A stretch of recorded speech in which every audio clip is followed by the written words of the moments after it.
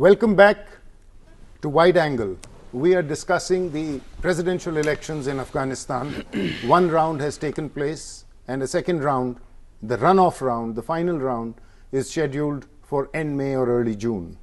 Ambassador Abdali, before we had this short break, we were talking about an important contribution by President Karzai in terms of getting his two vice presidents from different political parties, different groupings, so as to have as unified a picture and as reflective of the diversity of Afghanistan as possible. But more than this, I think President Karzai has led Afghanistan at a very crucial period in Afghanistan's history.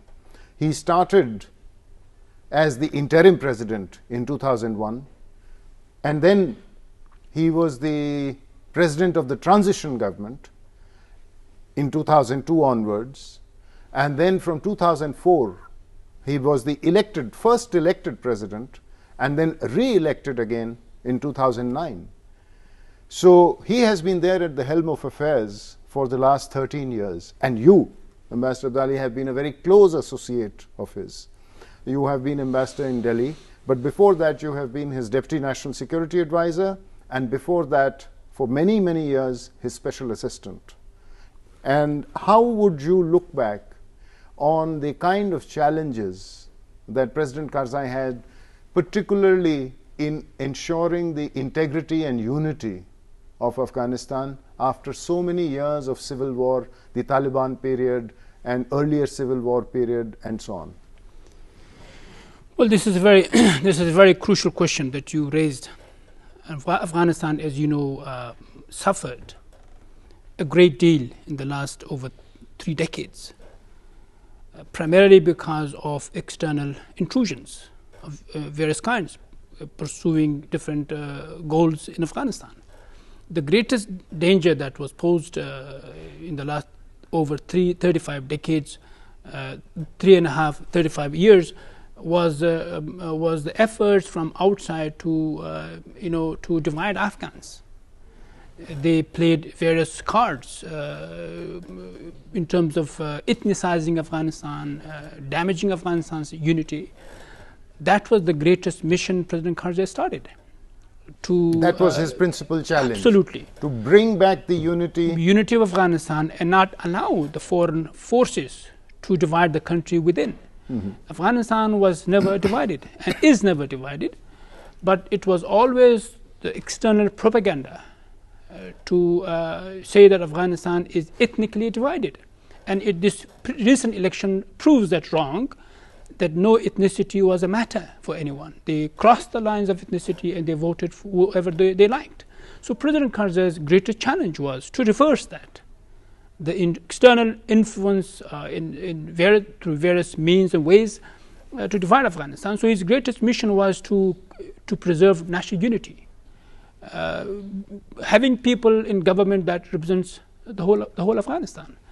So I'm glad to see that his mission is being followed. The recent election, that he also was a contributor to create that as a principle for other leaders as well in the future. We see all of them are embracing one another. They have their tickets mixed from all of Afghanistan.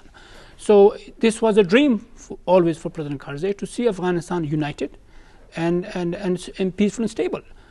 So this would be the greatest legacy, a dream that he, I'm sure, has achieved, taking country through this crucial period, as you mentioned, over the last 13 years, and now he's leaving a legacy of peaceful transition. Unfortunately, Afghanistan has not had, for various reasons and circumstances, had imposed a situation on Afghanistan in the last many years and decades that we did not have a peaceful transition from one leader to another leader. But tell me, the candidates must have gone to him to get his support, because they know that he is not a candidate in this election. What has been, has there been any sort of indication as to who is the candidate who enjoys President Karzai's support? Well, he supports all. I see. He supports all. He does not and did not side with anyone, because for the sake of stability and unity of Afghanistan, as required. He stood neutral, and he is still, and but trying his best to be active among them. How he brings them all together, and not be divided. So in a sense, he continued to focus on maintaining the process or the integrity of the process. Absolutely, he played a role before the candidates registered themselves, making sure they have their slots from people that represents Afghanistan, and he had a key role to play, and he helped all of them. And today, as we are moving towards, if declared a runoff to a second round, he will try to again play a role that will keep all of them together, because Afghanistan unfortunately suffered, and we are still vulnerable to those foreign forces which may play again their role. So we need some time to be very careful in terms of winning and losing. We hope that the losers will not consider themselves as outsiders, or not be part of the process of the system. So he is trying to make sure that Afghanistan passes through this very unfortunate period of turbulence, and that it moves on without any problem in the future. President Karzai's tenure also saw other developments in Afghanistan. Afghanistan's GDP grew from $2 billion to $20 billion in 12 years. How would you look at some of these aspects in terms of the rise in education, in terms of the economic growth, in terms of rise in other health facilities, other socio-economic indicators? Well, many achievements. I have witnessed myself, beginning with 2001 till today. Some who are outsider may think this is not much, but comparing Afghanistan to 2001 from today, there is a difference of sky and earth. If you compare that Afghanistan, where it was totally darkness in terms of development, school, health and services and so on, we have made, as you mentioned, economic aspect of the development from 2 to 20 billion. The same income per capita from 200 almost to 700 now. And that is a very remarkable achievement. And education, where we had very few hundred of thousand students there. Now today we see over 10 million children going to school out of 30 million population. 1/3 of them are in school. Well, Afghanistan has a very young population. Very young, 65% below 25. So that's a very young population. We're great to see that young energy coming up. And of course, that's a story of education, roads, over 10,000. But I think what is one of the most remarkable achievements is that out of the 10 million students in schools, more than 1/3 are girls. Absolutely. The interest is nationwide. It's just all over because of the reasons why Afghanistan suffered. One of the reasons why the Afghan people have so determined themselves to educate their children is because of the past. I think there was a systematic effort to keep the Afghan children uneducated, because that's how it is exploited, and it was exploited very badly. Today they know that particularly during the Taliban period. Absolutely, education was banned, and the purpose was to keep this country in dark. The people should not know what they are as a nation historically. That is something which I'm sure has been a major achievement. And I'm sorry to interrupt you here. This is very important to mention here, not to forget the assistance of India in the education sector.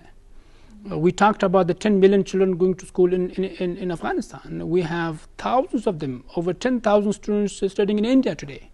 And that is the fundamental of Afghanistan, where we see our young leaders being trained in India, and they will be leaders of tomorrow. So this is great. I know President Karzai himself studied in India. Absolutely. And he always maintains that the education that he received in India, in Indian college and university, is something that taught him a great deal, and therefore he has always had a soft spot.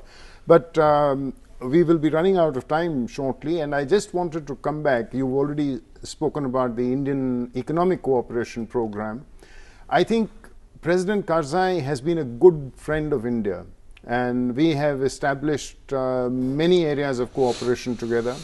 And in 2011, we also signed the bilateral strategic partnership agreement. How do you see, after the runoff in the end of May or early June, how do you see the future of India-Afghanistan relations, irrespective of who wins, whether it is Dr. Abdullah or it is Dr. Ashraf Ghani? You know both of them personally. You have worked with them closely from the President's office. Yes. So how would you look upon the future of our bilateral relationship? Well, this relationship is very exceptional. The good thing is that this is not an individual-driven relation. This is people-driven relationship. I think the same is in India, I see, which does not depend on who is the leader. It is the people, of course, that we have inherited this relationship from as government officials today, and that will have no effect at all, regardless of who is going to be the leader in Afghanistan, and I believe same in India. So this relationship is totally a people relationship between the two nations, and this is a civilizational one. I always talk about the relationship is much beyond in history that we talk about. Therefore, I have no doubt about the future leaders to pursue what the people want them to pursue. You must have heard surveys conducted in Afghanistan. India is the most liked country, given what India has done for Afghanistan. India definitely is in all way the friend of Afghanistan. In bad and good days, it has been with the Afghan people. Therefore, this relationship is very exceptional. The future leaders will I'm sure, work for further deepening this relationship. Not only to keep this relationship, but to strengthening it further.